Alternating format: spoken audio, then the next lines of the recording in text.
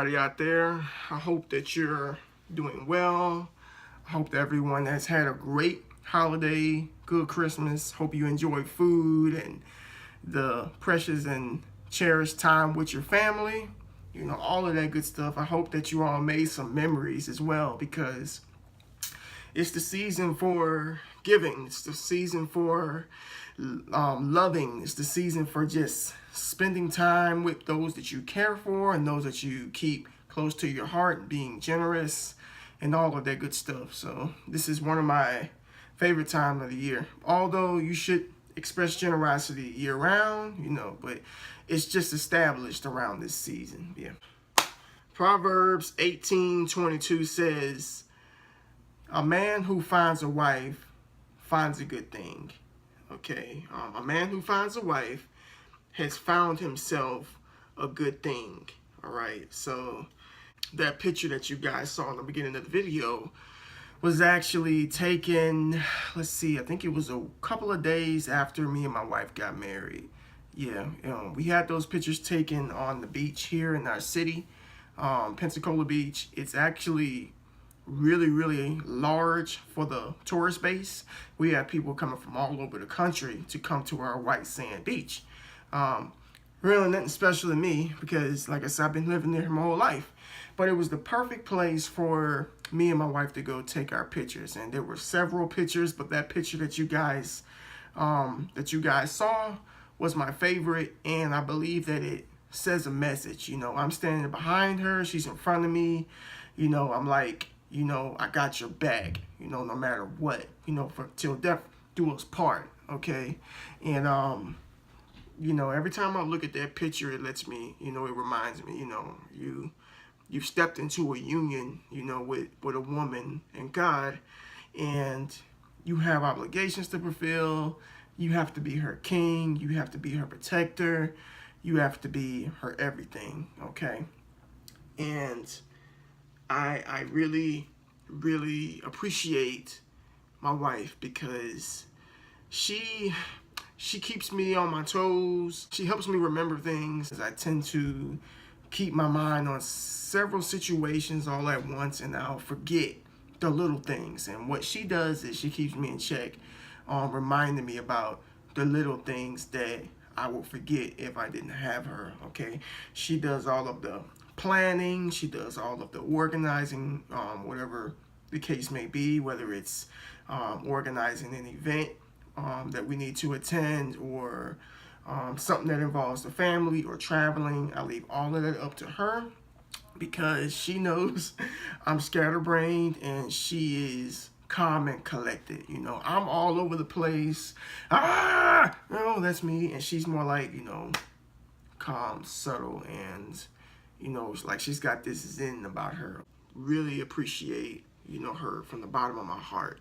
And, you know, I was just looking at her sitting in the living room with my 3 kids, and I'm like, man, you know, you chose to be the woman that you are today. You know, you could have chosen to be any type of woman, because we all know that there are several different types of women in this world, and very few are, you know, worthy as of calling wife. You know what I'm saying?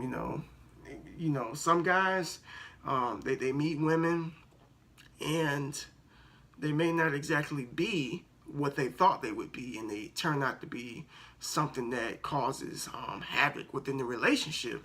You know, we can't say we all haven't had bad relationships, and no, I have had my share. It took me to go through a couple of different scenarios and relationships to get to where I am today. You know what I'm saying? I mean, there was a point in time I didn't think I would ever find Mrs. Right. I didn't think I would have kids. I didn't think I would ever settle down. You know, if you would have asked me this many years ago, I didn't think that me, wife, kids just didn't really go in the same sentence. But, you know, flash forward to 2016, that's definitely the case. And I have no regrets whatsoever. I love, you know, who she is, helped me become. I never will forget, like, a couple of years ago, you know, when I got saved, you know, she told me that, she said, my prayers have been answered. and obviously she had been praying for me to, change my life and to get right with God and all of that stuff. And I didn't know that, she was praying for me. Fellas, man, when you have a woman who prays for you, that's the one. That is definitely the one. When we can learn to look past the exterior and look into the heart, that's when we'll start finding the qualities that we need in a woman. Okay, because most guys, they're all about the face, they're all about the boobs and the booty and all of that stuff. I'm not saying there's anything wrong with wanting, those features on a woman. There's nothing wrong with that. But if that is what's drawing you to a woman, 9 times out of 10, she's not going to be the one that you spend the rest of your life with. A lot of guys, they look at these women and we all know what's on their mind. It's sex. I'm just going to keep it real with y'all. Sex gets old after a while. If you're with a woman and she has all of the exterior features in which you want and the sexual features that you want, but that's all she can offer you, how far is that really going to go? You know what I'm saying? And I know some guys out there who want more than that. They want the woman that they can bring home to mom. They want the woman that they can come home to a hot meal and to a back rub and to sit down and watch a movie with or play a couple of games or something of that nature. There's guys out there who want these type of women. And my question is, you have to look, my question to those guys would be, are you looking here or are you looking here? Because if you're looking here, then you're gambling and the chances are you won't find that one. But if you look here, the attributes of the heart, then that is definitely the key indicator to finding the woman that's for you. Okay. My wife, she's a small woman. Compared to me, she's very small. And, before I got with her, the type of woman that I wanted, the ideal woman that most guys chase was what I was looking for. But at the same time, that's not what I got. But I got so much more. I got a woman who was small, but she has this humongous heart. She has this heart of gold. She's had my back since day one. We've been together for 12 years. 12 years. Never broken up once.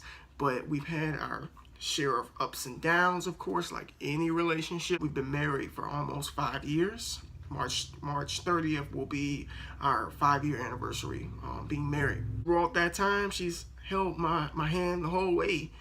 She's held she's had my back. She's been my everything, supported me in everything that I do. She, puts me in line if need be. I'm not a dictator. I don't rule with an iron fist. Me and my wife, we're in a union. We come to terms. I hear her out. She hears me out. But at the end of the day, she respects me as the man, the head of the household. And usually the decisions come down to what we have concluded and what I feel is best for my family. Okay. And usually it's not a problem. We don't bump heads often, but it is what it is. Putting this out there because, I saw a video recently. There's a guy who I respect a lot, who's a brother in Christ, and he seems to be a really good person. If I can just sum it up, real good person, real good people, nice, loves Christ, uses every platform that he has available to him to put the name of Jesus Christ out there. And for that, I respect so much. The dude, like I said, I take my hat off to you, bro. And I saw this video that he made, and he basically put it out there that, he's never, he hasn't found Mrs. Right yet. And he's been praying for her for a long time. Like he's been praying for a wife since he was 18 years old, and he's like in his 30s now. And he's just patiently waiting for this woman to come into his life. And I'm I'm praying for you too, bro. You know who you are if you see this video. Just know that I'm praying for you, that you find a beautiful, virtuous, godly woman who will care for you, who will care for your home, who will care for, your children and your future kids, who have all the features in which you desire, because, God he's reserving you right now. And when I saw that video, it just really made me think and to just sit back and appreciate, what I have, and to keep those who are waiting for that special man or woman in prayer. So, yeah. But enough of the mushy stuff. I'm about to head to the gym and get this leg workout on. This is going to be the last leg day that I have in 2016. So let's make it a good one. All right, we are back in the gym, guys. Decided I would go ahead and do a voiceover because it's been a while since I've done this. Going into the workout with some mobility work, stretching and all that good stuff. Kicking it off with abductor kicks. I do not do a leg day without this exercise right here. I've been doing it for a while, and I feel like it loosens up the hips, opens me up some to get ready for squats. Okay, next movement here is the over the fence. Again, this is real good for the hips to open up so you can, take advantage of whatever it is you're doing. And if you're squatting, your full range of motion, and feels real good on the flexors as well. We're going to go ahead and do a little fast forward. Okay, these are flexor soccer drills or dribble or whatever you want to call them. Another exercise I like to do for the hip flexor to open them up. I do a series of different things before I do my legs because I just find that when I just get into a workout and I don't stretch or do any mobility work, I feel extremely stiff the next day. Okay, last mobility movement is body weight squats. I think I did about 10 reps here. Some people don't think they serve a purpose, but trust me, they do. We got leg extensions, kicking it off with leg extensions. I didn't go very heavy on these right here because I just really felt like feeling my muscles today. I didn't feel like just throwing weight or pushing weight. You know what I'm saying? It's so easy to just put the pin on the last weight, which is about 300 pounds for this machine, and just use a bunch of momentum and hoist it up. You know what I'm saying? You see these wheels, guys? These wheels right here that you see were not built by using a bunch of momentum. They were built by contracting and squeezing and stretching the muscle, to the best of my abilities. Okay, it's not all about heavy weight, even though I like using heavy weight.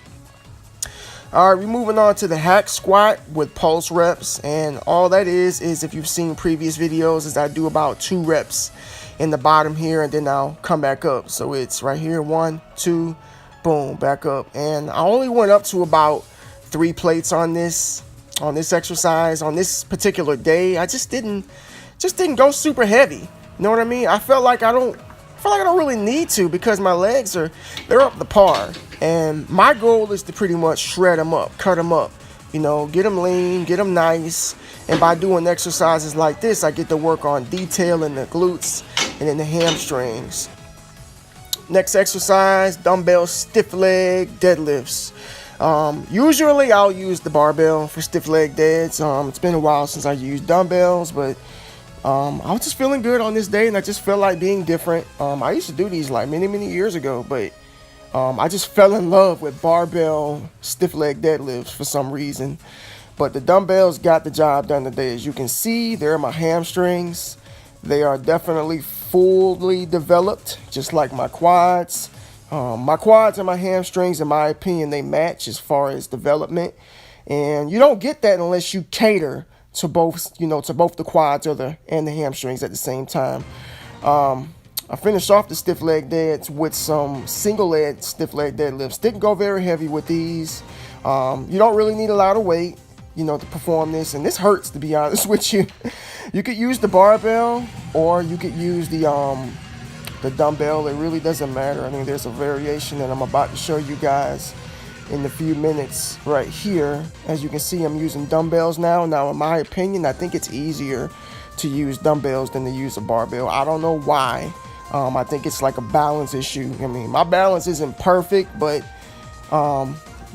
judging between the two, the barbell and the dumbbell, I really do believe that the dumbbell is a little bit more easier than the barbell. But if you feel like being challenged, try the barbell or whatever you feel, benefits you. All right, I use the assisted pull-up and dip machine here for some, I call it ham and glute tie-in presses. I kind of put this on the same page as doing step-ups or even lunges, okay? This right here killed my glutes. Like, seriously, like that muscle right in between the glute and the hamstrings, killed it. Just absolutely murdered it. And I like to tilt my ankle a little bit so I can just really put emphasis on the glutes, because I see a lot of girls do this. You may see some girls do this on Instagram, but in my opinion, there's no such thing as a guy exercise or a girl exercise. You do whatever you need to do to shape your muscle, you know what I'm saying?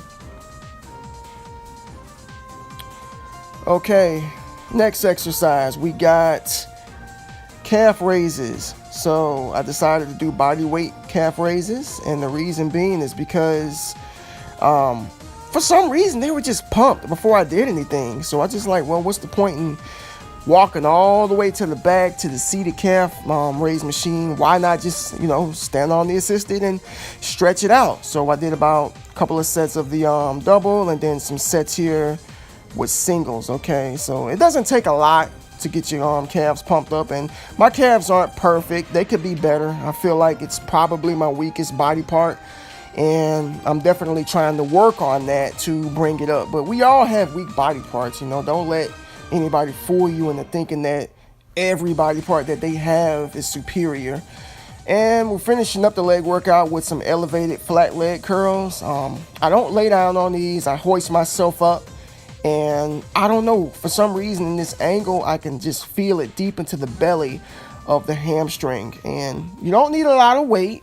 Again, this is like the leg extension. You don't have to hoist up the whole stack. As you can see, my hamstrings, like I said, they're pretty developed, and I got them this way by doing movements like this right here. Okay, so it doesn't take a lot to actually get your muscle fibers to react. That's going to do it for the voiceover, guys. I hope you enjoyed it.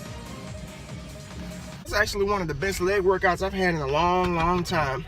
And to be honest with you, it didn't involve any super heavy weight. Just a lot of stretching and contracting and just trying to feel what I'm doing.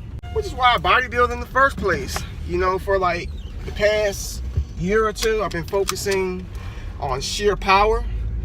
Doing a lot of heavy squats, heavy rows, things of that nature, just trying to build more strength. But the fact is, before I used to train that way, I would always, use moderate weight, with repetitions between 12 to 15 reps, maybe even 20 or whatever, and got pretty good results. But, just because you're a bodybuilder doesn't mean that you're strong, you know what I'm saying? And by strong, a lot of guys, they look big, but they can't move, a lot of weight. It's like you would look at a big guy, like a big bodybuilder, and you would assume he can squat 500 or 600 pounds, and really he only works with about 315, to build his physique. So you don't necessarily have to push and lift an extreme amount of weight just to build muscle. I mean, you can build muscle with moderate weight, depending on the rep range that you choose to use. Stretching the muscle out, contracting the muscle, all of that good stuff will work for you. But today's workout was really good. I felt like I didn't really want to stop. You know what I'm saying? The only reason I stopped today was because I had a couple of clients to train, had some contracts to take care of, just business, just work straight up. And you got about 45 minutes of cardio in, and I have another 15 minutes to do, which I'll do whenever. So a couple of nights ago, me and my wife decided to go to the movies and catch the Assassin's Creed movie. Now, if you're not familiar with Assassin's Creed, it's actually based on a novel, a video game, and maybe a comic book. I'm not sure. I think. Don't quote me on that. But the movie is based off of, those different aspects of, entertainment. So it's not just a movie that somebody decided to just up and and make. He was motivated from something previously, okay? We went to go watch Assassin's Creed, and I guess we can call this like a little review.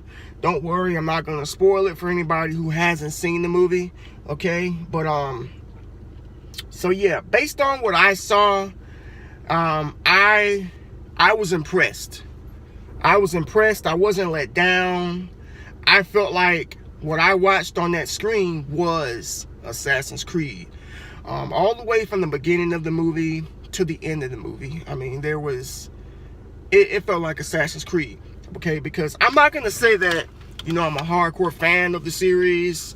I do know about it. I do follow it somewhat. But, you know, I'm not completely in the dark about it. Because I have played about maybe about 4 or 5 Assassin's Creeds, okay? But there's only a couple that I haven't played. Before we saw the movie, you know, I told my wife that it's going to be kind of hard for them to mess this up, because reason being is they chose to go with a storyline that had absolutely nothing to do with previous Assassin's Creed games. So in other words, this movie, the story had nothing to do with any of the previous games. And if you're familiar with the series, then you know that I think that the guy's memories that they're reading, his name is Desmond. I think he's dead, by the way. I think he died in whatever game. But anyway, they were reading his memories, going back in time to different ancestors. You know, ancestors in Jerusalem, ancestors in Italy, ancestors in, I think, Britain, I believe, something like that. An ancestor in the earlier days of the United States, I believe, when it was like colonies or whatnot. But anyway, yeah, you go back in time and you're searching for the apple of Eden. Okay, so every game that ever came out, you went to a different region, so because you came in contact with a whole nother ancestor. So with this movie, they chose to go with somebody who was from Spain by the name of Aguilar. So to my knowledge, there is no Aguilar in the Assassin's Creed games. I don't believe they had an ancestor come from Spain. I think that this was completely brand new, so they had something new to start out with, a clean slate to make this right. Okay, so on a scale of 1 to 10, I would have to give Assassin's Creed a 10. And I hardly ever do that with any movie. And the reason I say that is because I would go see it again. You know, and there's not a lot of movies that I'll say that I want to see a second time. But I really do. I wouldn't mind going to see that again. And I'm pretty sure that based on the way that it ended, that they're going to come out with a sequel.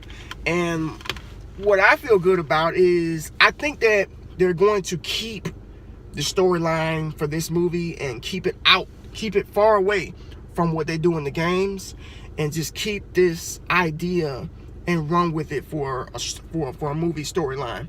So in other words, let's just say they come out with another Assassin's Creed. I don't think it's going to have anything to do with any of the video games, but it's just going to be a continuation of the first movie that just came out last week.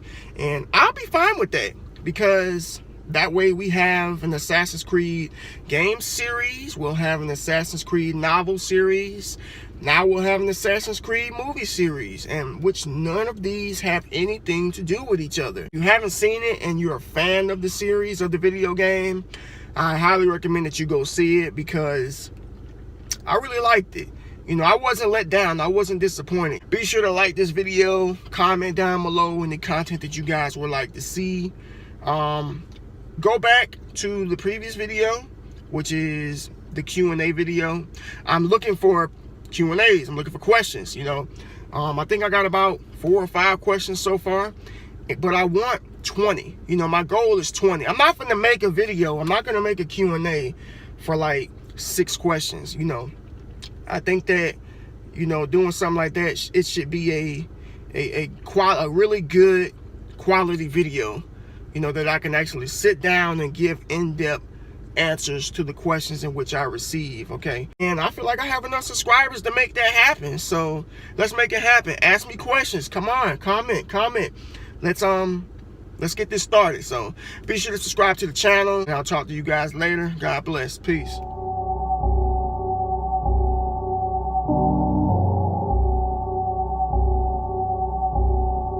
Who the